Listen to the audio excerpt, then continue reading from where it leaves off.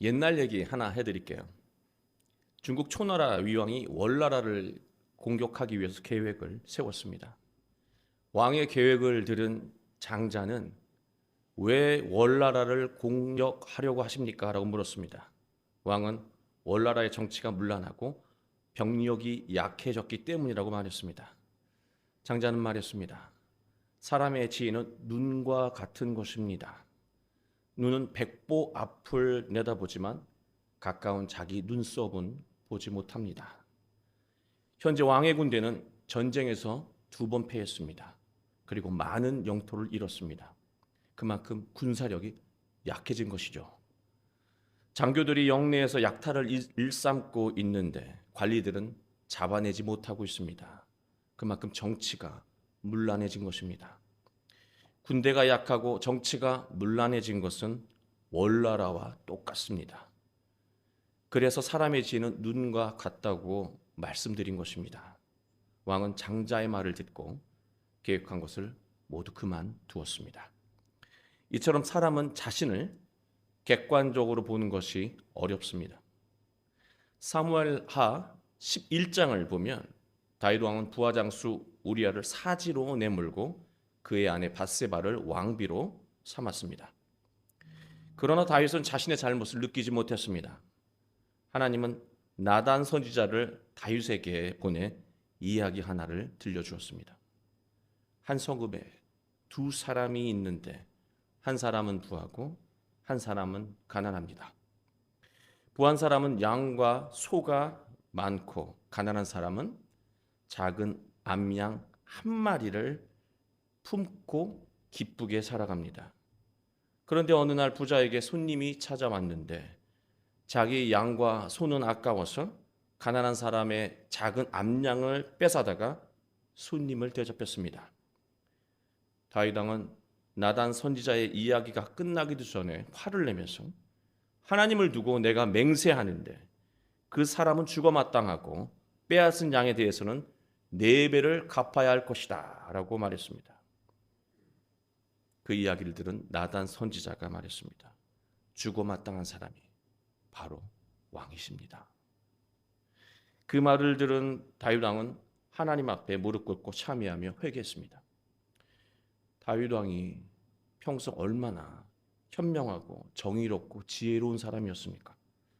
그러나 그런 다윗도 자신을 객관적으로 보지 못했습니다. 다윗은 하나님의 말씀을 통해서 비로소 자신을 객관화할 수 있었던 것입니다. 이 두 이야기는요, 사람이 아무리 지혜로워도 자신을 객관적으로 보고 자신을 아는 것이 얼마나 힘든가를 보여주고 있습니다. 사람이 자신을 알지 못하면 현재 자신의 결핍이 무엇인지 알 수 없습니다. 자신에게 필요한 것이 무엇인지 알지 못하면 인생의 결핍을 채울 수 없고 무엇인가를 채우기 위해서 열심히 노력을 해도 인생은 늘 공허할 수밖에 없습니다. 그렇다면 오늘 우리는 자신의 상태를 정확하게 알고 살아가고 있습니까? 자신할 수 없다면 지금 오늘 우리가 가장 먼저 해야 하는 것은 예수님 앞에 서는 것입니다. 예수님 앞에 선다는 말은 예수님과 나 자신을 대비해서 보는 것입니다. 그러면 지금 내가 무엇이 잘못됐고 무엇이 결핍됐는지를 정확하게 보게 된다는 거예요. 예수님 우리의 현 상태를 정확하게 보여주는 거울이시기 때문입니다. 오늘 말씀을 통해서 자기 자신을 정확하게 보고 자기 결핍을 채우며 행복한 삶을 살아가시는 여러분이 되시기를 주 예수 그리스도의 이름으로 축원합니다. 오늘 말씀의 배경은요, 안식일에 예수님이 바리새인 지도자의 집에 떡을 잡수러 들어가셨다는 것이 바로 배경입니다. 예수님이 안식일에 하면요, 곧 사건이 터질 것을 암시하는 것입니다. 아무것도 안 해야 하는 안식일에 예수님은 늘 무엇인가를 하시면서 충격을 주셨고, 그리고 충격과 함께 소중한 가르침을 전하셨습니다. 예수님은 안식일에 여지없이 수종병, 장에 물이 차는 병 걸린 사람을 치유하시고 안식일의 본질을 말씀하셨습니다. 하나님이 안식일을 제정하신 이유는요, 다른 것 없습니다. 사람을 살리기 위해서입니다. 살아있는 것을 살리기 위해서입니다. 사람은 반드시 쉬어야 삽니다. 살아있는 것은 반드시 쉬어야 회복되고 살 수 있습니다. 안식일의 목적은 살림에 있다는 것입니다. 살리는 날인 안식일에 죽어가는 것을 살린 것은 그 목적과 취지에 딱 맞는 거예요. 예수님은 예수님의 말씀을 통해서 하나님의 말씀의 핵심을 알고 사는 자가 바로 하나님 나라를 누리게 된다는 것을 암시하신 것입니다. 바리새인 지도자들은 예수님의 가르침에 놀랐습니다. 예수님이 이어서 말씀하셨습니다. 잔치에 초청받았을 때 상석이 아니라 말석에 앉아라. 왜 이 말씀을 하셨냐면 사람과의 관계에서 어떤 태도로 살아야 존중받는지 교훈을 전하고 싶었기 때문입니다. 이러한 겸손한 마음으로 사는 자가 바로 하나님 나라의 초청 대상자가 된다는 것을 또한 암시하신 거예요. 그리고 또 누군가를 이제는 초청할 때는 나중에 보답할 수 있는 사람만 콕콕 집어서 초청하는 것이 아니라 보답할 수 없는 사람, 은혜를 베풀어도 그 은혜를 보답할 수 없는 사람에게 초청해서 대접하라고 하는 거예요. 이 말씀은요, 사람을 계산적으로 수단으로 대하지 말고 사랑하며 목적으로 대하라는 말씀이셨습니다. 하나님은 이런 마음으로 타인을 대하는 사람에게 선한 것으로 갚아주신다고 말씀하셨습니다. 이러한 예수님의 말씀을 듣던 바리새인이요, 그 모든 것 이미 모두 알고 있었다는 듯이 말하고 있습니다. 그게 15절 말씀이에요. 하나님 나라에서 떡을 먹는 자는 복되도다. 너무 번역을 잘한 것 같아요. 이 바리새인의 교만함을 너무 잘 표현한 것 같아요. 하나님 나라에서 떡을 먹는 자는 복되도다. 말투 자체가 거만하죠. 하나님 나라가 무엇인지, 하나님 나라의 떡이 무엇인지, 복된 인생이 무엇인지 전혀 알지 못하는 바리새인이 이런 말을 하는 것입니다. 바리새인은 지금 자신이 어떤 상태로 살고 있는지 알지 못하면서 뜻도 모르는 말을 하고 있습니다. 지금까지 예수님이 누구 들으라고 이 비유와 말씀을 또 교훈을 주신 것입니까? 바리새인 들으라고 하신 말씀이었어요. 그런데 바리새인은 남에게 하는 말처럼 듣고 있었다는 사실입니다. 다윗의 경우 하나님의 말씀을 듣고 곧바로 자신을 객관화하며 회개했는데요, 바리새인은 예수님의 말씀을 직접 듣고도 자기 삶을 전혀 객관화하지 못하고 있습니다. 저는 이 바리새인의 모습을 보면서 이게 지금 우리의 모습이다, 여러분의 모습이고 저의 모습이다라는 생각이 들었어요. 예수님과 함께 해도 예수님이라는 거울을 통해서 자신을 객관적으로 보지 못하면 이것이 문제구나, 난 이건 안 하고 있구나, 이 길에서 이탈됐구나, 이런 작업을 하지 않으면 우리는 인생의 결핍을 절대로 해결할 수 없습니다. 평생 헛수고하는 공허한 인생을 되풀이할 수밖에 없는 것이죠. 예수님은 다시 비유를 들어 가르치시는데요, 이런 의미의 말씀을 하십니다. 바리새인아, 네가 알지도 못하면서 하나님의 나라를 말하는구나. 그래, 좋다. 그러면 내가 하나님 나라가 어떤 사람들이 들어가는지 말해주마. 그렇게 그런 의도로 말씀하신 거예요. 한번 볼까요? 16절. 이르시되 어떤 사람이 큰 잔치를 베풀고 많은 사람을 청하였더니 17절. 잔치할 시각에 그 청하였던 자들에게 종을 보내어 이르되 오소서, 모든 것이 준비되었나이다 하매. 비유하신 말씀을 곰곰이 보면은요, 이미 잔치가 있음을 전했던 거예요. 잔칫날 전에 이미 잔치가 있다고 초대장을 보낸 거예요. 그리고 잔치가 시작되기 직전에 다시 종을 보내서 초청한 거예요.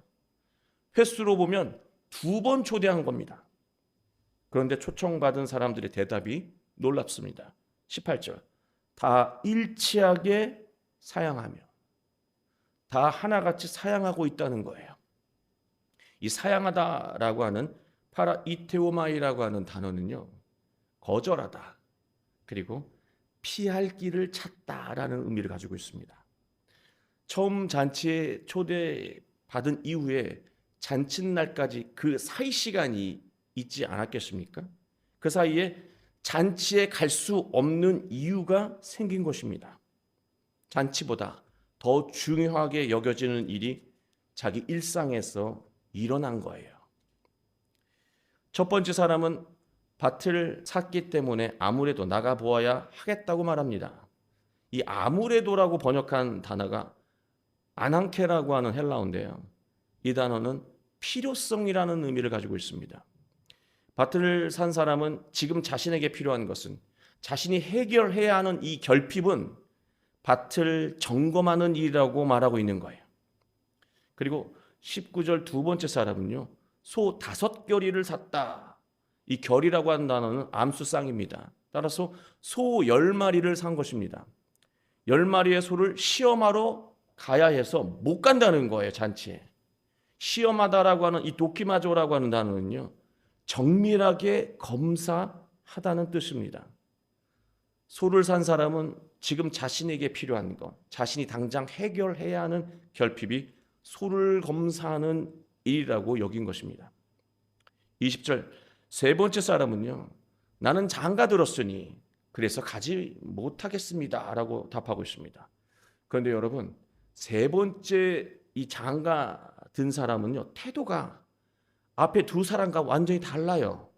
앞에 두 사람은 그래도 가지 못하는 것을 양해해 주십시오라고 말하고 있는데요, 이 세 번째 사람은 양해도 구하지 않습니다. 당당합니다. 달라요. 누구라도 내 입장이 되면 이렇게 답하지 않겠어라고 하는 마음을 갖고 대답하는 거예요. 결혼했기 때문에 잔치에 가지 않는 것은 당연하다고 여기고 있는 것입니다. 잔치를 거절한 사람들의 공통점이 있습니다. 소유가 생긴 것입니다. 그리고 소유를 돌보고 지키는 일이 생긴 것입니다. 여러분, 이 세 사람은요, 이미 구원의 백성으로 하나님 나라에 들어가는 것이 확실하다고 여기는 유대인들이에요. 이미 우리 조상들과 우리는 예전부터 하나님이 선택한 백성이기 때문에 더 뭘 안 해도 구원이 확정된 사람이라고 여기는 유대인들이에요. 그래서 예수 그리스도의 복음이 그다지 더 필요하지 않다고 여기는 사람들입니다. 그러니 지금 내가 해야 되는 일은 이미 구원은 따놓은 당상이고 내 소유를 늘리는데 혈안이 되어 살아가는 이 유대인들을 가리켜 비유하고 있는 것입니다. 하나님이 유대인을 최초 선택한 것이 첫 번째 초청이라고 한다면, 예수님은요, 이제 실제로 하나님 나라에 들어가는 그 당일 초청장이 예수님이에요. 예수 그리스도의 복음을 받아들인 자가 바로 이 잔치에 실제 하나님의 나라를 일상에서 누리게 되는 거예요. 그래서 학자들과 설교가들은요, 이 잔치를 거절한 세 사람을 모두 터무니없는 변명을 하고 있는 사람들이라고 해석하면서 이런 사람은 절대로 천국에 들어가지 못한다고 말합니다. 그리고 남의 일처럼 냉혹하게 비판합니다. 그러나 저는 오늘 말씀을 묵상하면서 이 세 사람을 절대로 냉정한 시선으로 비판하면 안 된다는 생각을 가졌어요. 왜냐하면 이 세 사람이 저고 여러분이기 때문에 그래요. 우리이기 때문에 냉정하게 보면 안 돼요. 남의 일처럼 보면 안 돼요. 이들을 바라보는 시선이 따뜻해야 돼요. 그래야 해결책이 나와요. 그게 객관화하는 거예요. 자신의 상태를 객관화하지 못하고 지금 자신에게 필요한 것이 무엇인지 모르고 오직 소유하고 소유한 것을 지키는 것에 집착하며 사는 것이 우리잖아요. 이들이 바로 우리 자신이기 때문에 우리는 따뜻한 시선으로 이들을 봐야 되고, 이게 나라는 생각을 가지고 어떻게 하면 좋을까 안타까워해야 돼요. 하나님에게 버림받는 것은 하나님이 버리시기 때문이 아니에요. 우리가 하나님보다 소유하고 소유한 것을 지키는 것을 더 좋아하고 중요하게 여기다가 결국 인생의 소중한 기회와 시간을 놓치고 스스로 추락하는 것입니다. 하나님이 버리는 게 아니에요. 오늘 우리에게 가장 시급한 것은요, 밭을 보는 것이 아니고요, 땅을 찾아가서 보는 것이 아니고 자기 마음밭, 하나님의 생명의 말씀의 씨앗이 심겨질 수 있는 마음밭인지 그 마음밭을 돌아봐야 하는 것입니다. 그게 더 시급하다는 거예요. 오늘 우리에게 가장 시급한 것은요, 소를 검사하는 일이 아니에요. 자신의 마음 상태를 점검하는 거예요. 검사하는 거예요. 이래서 될까?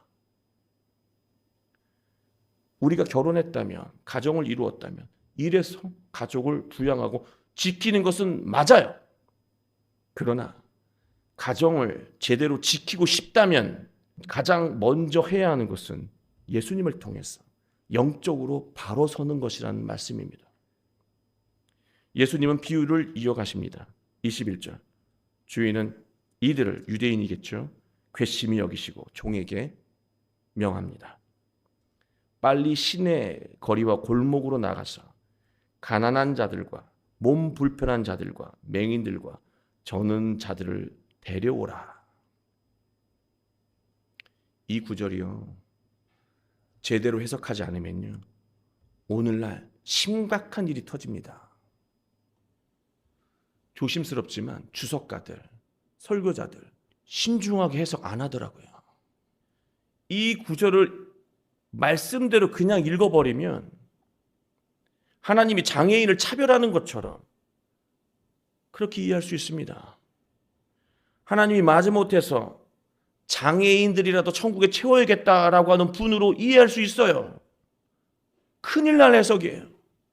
예수님이 절대로 그렇게 말씀하실 분이 아니시잖아요.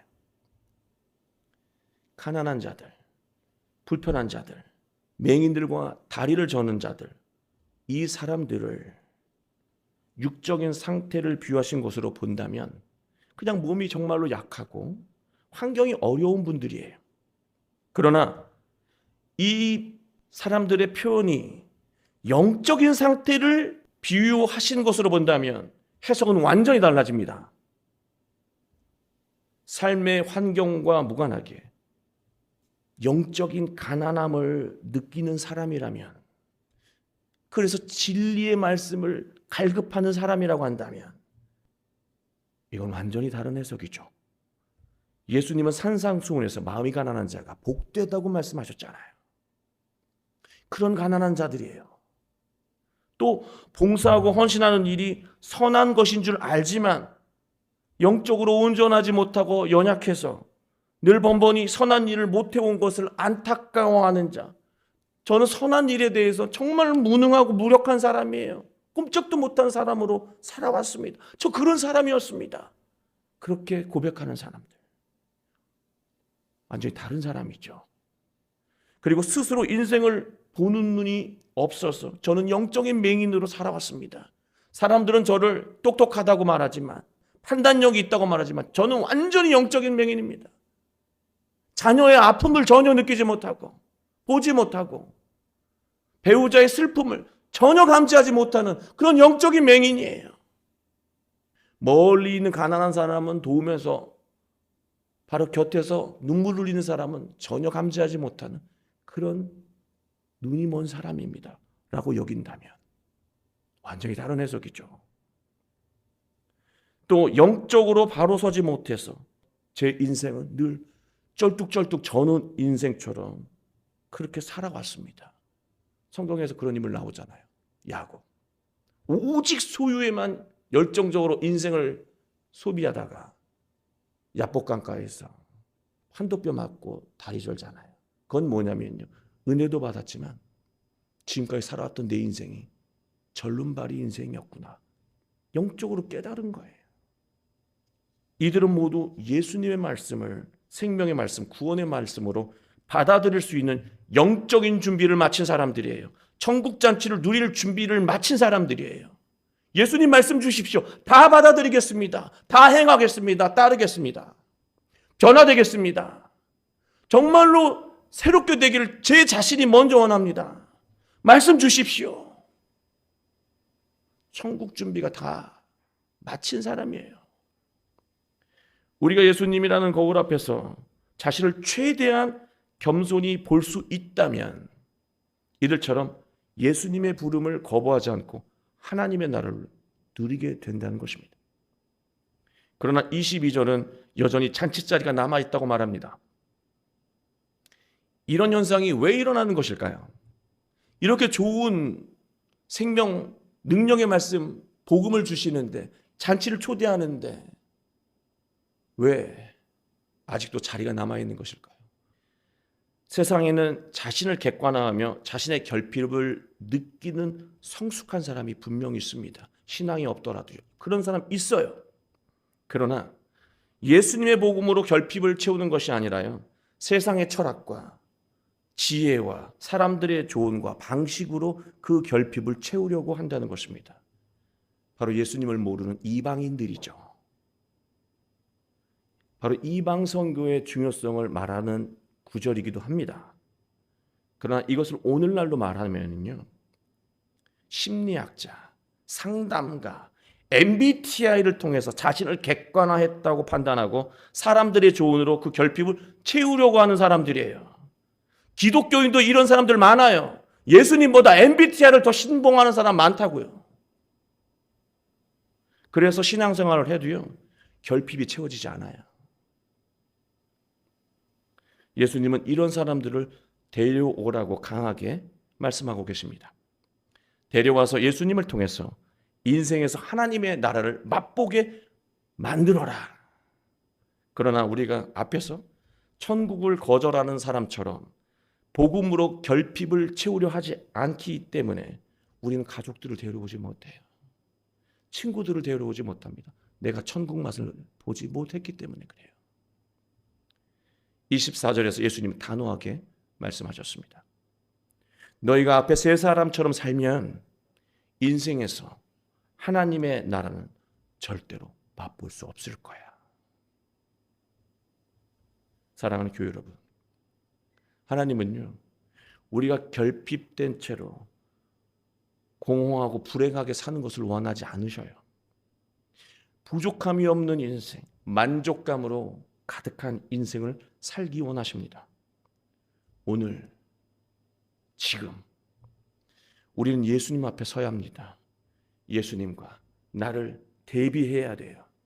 예수님에 비해 나는 뭐가 결핍됐는가? 예수님은 하시는데 난 뭘 안 하고 있는가? 우린 대비해야 돼요. 그리고 나에게 없는 것을 예수님을 통해서 채워야 되는 것이고, 내가 이탈한 길을 예수님의 길로 다시 진입해야 하는 것입니다. 그렇기 때문에 인생이 달라진다는 것이고, 거기서 천국과 같은 가정이, 직장이, 교회가 이루어진다는 것입니다. 부족함을 보았을 때 그 부족함을 세상의 것으로 채우면 아무 의미 없어요. 복음으로 채우려고 노력하면 우리의 일상에는 하나님이 주시는 지혜와 능력이 충만해지고 우리는 천국의 기쁨을 누리게 될 것입니다. 우리 모두 하루에도 수없이 예수님 앞에 섬으로 일상에서 천국의 기쁨을 누리게 되시길 주 예수 그리스도의 이름으로 축원합니다.